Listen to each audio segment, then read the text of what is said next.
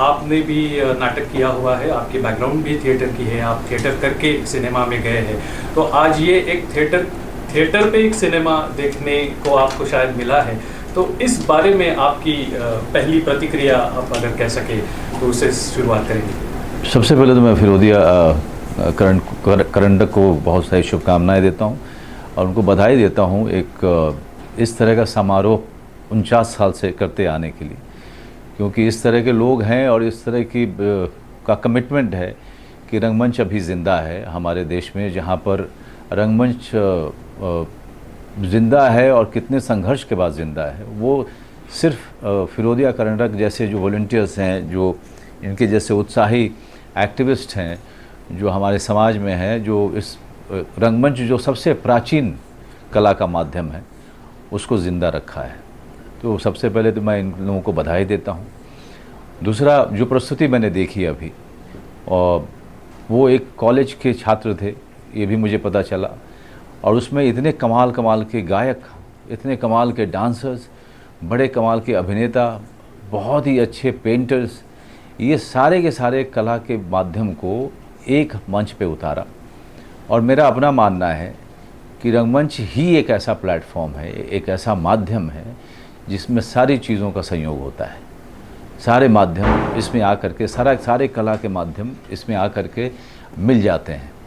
रंगमंच पे आप लाइट के ज़रिए सिनेमा का एक रूप दे सकते हैं, रंगमंच पे डांस के ज़रिए आप एक पूरे का पूरा बहाव और गति दे सकते हैं। हमने भी बहुत सारे नाटक किए जिसमें कि गाने और नृत्य का हमने उसमें समावेश रखा था, लेकिन अगर आप कहीं भी गाना सुनने जाएं या टीवी पे गाना सुने या किसी ऐप पे गाना सुने, किसी कॉन्सर्ट में गाना सुने, उससे बहुत ही कमाल होता है जब उसके साथ में अभिनय मिल जाता है। वो गाने को, वो पेंटिंग को, वो लाइटिंग को, वो उसका शक्ल कुछ और हो जाती है, उसका रूप कुछ और ही हो जाता है। तो रंगमंच पे सिनेमा हो सकता है, सिनेमा में रंगमंच नहीं हो सकता। ये रंगमंच की अपनी बड़ी खूबी है। अगर सिनेमा में रंगमंच होगा तो बिगड़ जाएगा, लेकिन रंगमंच पे सिनेमा होगा तो खिल जाएगा। सर, ये एक प्रतियोगिता ऐसी है जो भारत में कहीं इस फॉर्मेट पे नहीं होती। प्रतियोगिता बहुत होती है लेकिन ये एक ही होती है। तो आपको क्या लगता है कि ये प्रतियोगिता बाकी प्रांतों में जाके कुछ फर्क पड़ सकता है, क्या हो सकता है? मैं तो चाहूँगा कि फिरोदिया करंडक जैसे संस्थाएं और ऐसे कमिटेड वॉलंटियर्स पूरे राज्य में हो, हर राज्य में हो, क्योंकि मेरी अपनी दिली इच्छा है कि हमारे भारतवर्ष में, हमारे हिंदुस्तान में कॉलेज में, स्कूल में ये सारी कलाएं पढ़ाई जाएं। आप अगर कॉरपोरेट जगत में भी जाना चाहते हैं, आप डॉक्टर बनना चाहते हैं, आप इंजीनियर बनना चाहते हैं, कोई दिक्कत नहीं है, लेकिन सबको ये कलाएं उस कॉलेज के बिल्डिंग में उपलब्ध होनी चाहिए, और ये कंपलसरी हो कि कोई ना कोई कला आपको आनी चाहिए, क्योंकि इससे न सिर्फ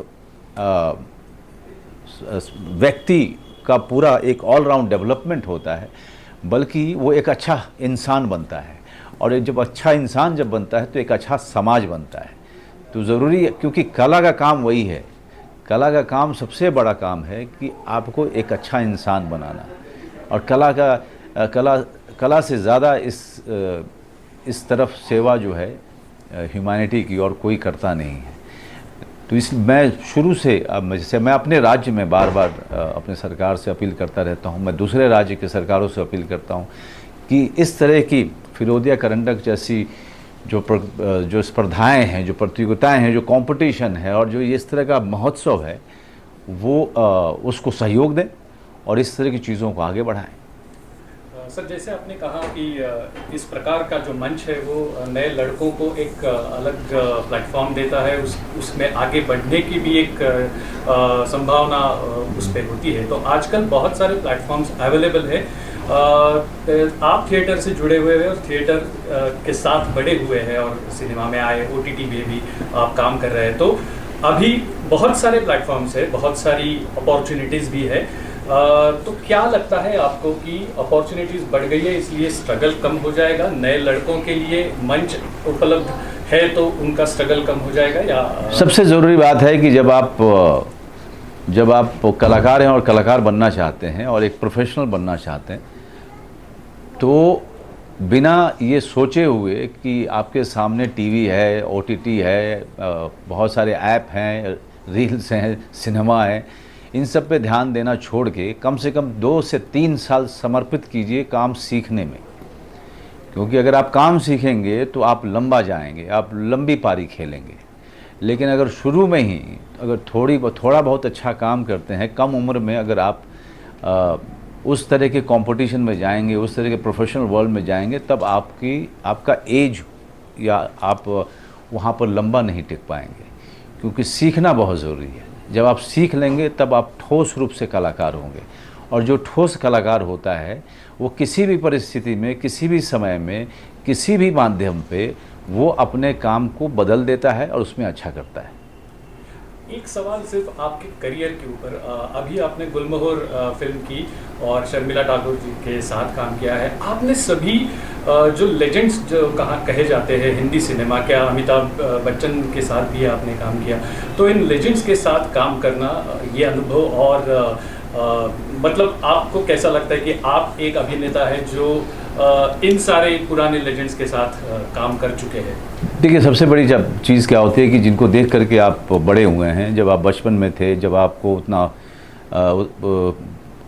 आपको ठीक तरीके से होश भी नहीं आया था, आप अभी 4वीं-5वीं क्लास में आप थे, तब से आप जिन लोगों को देखते हुए बड़े हुए हैं, जिनको आप आदर्श मानकर बड़े हुए हैं, जिनको सिर्फ सिनेमा के पर्दे पे आपने देखा है, उनको आपने असली ज़िंदगी में कभी देखा नहीं है। और वो अचानक आपके सामने सह कलाकार के रूप में, को एक्टर के रूप में आके खड़े होते हैं, तो आपको अपने आँखों पे विश्वास नहीं होता, आपको अपने भाग्य पे भी विश्वास नहीं होता। क्योंकि इन लोगों ने इतनी लंबी यात्रा की है और फिर भी टिके रहे, फिर भी लोगों के दिल में हमेशा इन्होंने जगह बना के करके रखी। तो जाहिर सी बात है कि दर्शकों को इनमें बहुत सारी चीज़ें अच्छी लगी, तभी वो इतने सालों से उनको प्यार करते आए, इतनी पीढ़ियाँ, इतने जनरेशन ने उनको देखा और पसंद किया। तो हमारे लिए सीखने के लिए बहुत कुछ होता है इन लोगों के अनुशासन से, इनके डिसिप्लिन से, इनके अपने काम से, और जिस तरह से ये मेहनत करते हैं इस उम्र में भी, उस जज्बे को देख कर बहुत कुछ सीखने को मिलता है। सर, अभी आपने नाटक जिंदा रहने की बात की थी, तो ये प्रतियोगिता देखने के बाद, इस तरह का नाटक देखने के बाद आप रंगमंच का भविष्य क्या देखते हैं? जैसा मैंने कहा कि रंगमंच सबसे प्राचीन, सबसे एंशंट कला का माध्यम, परफॉर्मिंग आर्ट्स का माध्यम है। रंगमंच आज तक ख़त्म नहीं हुआ। रंगमंच के सामने बहुत सारी चुनौतियां आई। सबसे बड़ी चुनौती जो रंगमंच के सामने आई थी, सिनेमा सबसे पहले, और ऐसा लगा था कि रंगमंच ख़त्म हो जाएगा। लेकिन अगर रंगमंच के जो ज़्यादातर जो कलाकार और ज़्यादातर जो प्रतिभाएं हैं, अगर आप उनको देखेंगे तो ज़्यादातर, मैं कहूँगा 60% 70% कलाकार जो आज भी लोगों के दिल में याद हैं, वो सब रंगमंच से आए हुए हैं। तो रंगमंच का योगदान इतना बड़ा होता है। रंगमंच, फिर टीवी का अटैक हुआ। टीवी जब आया तो वो इतना बड़ा चैलेंज था। लोगों को लगा कि रंगमंच ख़त्म हो जाएगा, फिर भी रंगमंच चलता रहा। फिर अभी बहुत सारे इंटरनेट की सुविधा, ऐसा लोगों को लगना शुरू हुआ कि रंगमंच जो है अब इसका ख़त्म हो जाएगा। लेकिन जब जहाँ मैं जा रहा हूँ, जिस शहर में जा रहा हूँ, वहाँ पर नए नए नाट्य संस्थाएं, नाट्य ग्रुप जो हैं वापस से एक्टिव हो रही हैं, वापस से आ रही हैं, और बच्चे, आजकल के बच्चे उसमें भाग ले रहे हैं। क्योंकि वो इस इंटरनेट पे जो गतिविधि हो रही है, उससे भी एक बोर्डम हो रहा है, एक फटीग हो रहा है, एक थकान हो रही है लोगों को। अब वो बाहर निकलना चाहते हैं, बाहर में जाकर के कुछ इस तरह की गतिविधि करना चाहते हैं। जैसे कि आपने अभी देखा, जो फिरोदिया करंडक के माध्यम से जो आप देख रहे हैं, ये अपने आप में साइन है कि जो युवा वर्ग है वो अब रंगमंच की तरफ इसलिए जा रहा है क्योंकि वो बाकी सारे, वो बहुत सारे देख चुका है।